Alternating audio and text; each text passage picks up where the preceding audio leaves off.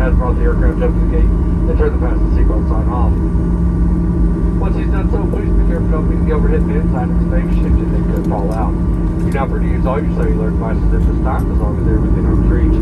If you are making a connection here, double check those TV monitors in the terminal for the most up-to-date information on your flight time and gate.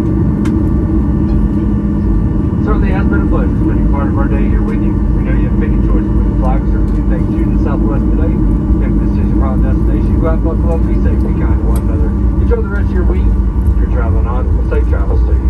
Come on back to NC 061.